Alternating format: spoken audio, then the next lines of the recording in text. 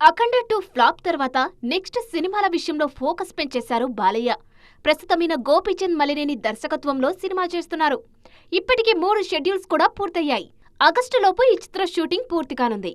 ఈలోపే కొరటాల సినిమా కూడా పట్టాలెక్కించాలని చూస్తున్నారు నటసింహం. దేవర 2 అనుకున్న దానికంటే ఇంకా ఆలస్యమయ్యేలా ఉండడంతో బాలయ్య దగ్గరికి వచ్చేశారు కొరటాల. ఈ సినిమా లాక్ అవ్వడంతో దేవర 2 ఉంటుందనే నమ్మకం అభిమానుల్లో తగ్గిపోతుంది. ఇదిలా ఉంటే బాలయ్య కోసం పవర్ఫుల్ లైన్ రెడీ చేశారు కొరటాల. కొన్నాళ్లుగా ఈయనకు బ్యాడ్ టైం నడుస్తుంది. అందుకే తనకు కలిసొచ్చిన మెసేజ్ ఓరియంటెడ్ కథల వైపు వెళ్తున్నారు కొరటాల. మిర్చితో కెరీర్ మొదలుపెట్టిన కొరటాల సందేశాలు ఇచ్చినన్ని రోజులు హిట్లు కొట్టారు.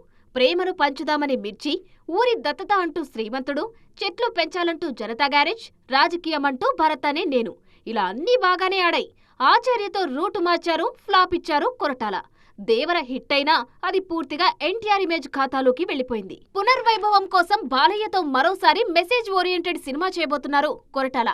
అందుకే పోస్టర్లో కూడా ఒక పర్పస్ ను పవర్ కలిపినప్పుడు మాస్ అనేది ఓ పెద్ద మూమెంట్ అవుతుందంటూ ప్రకటించారు.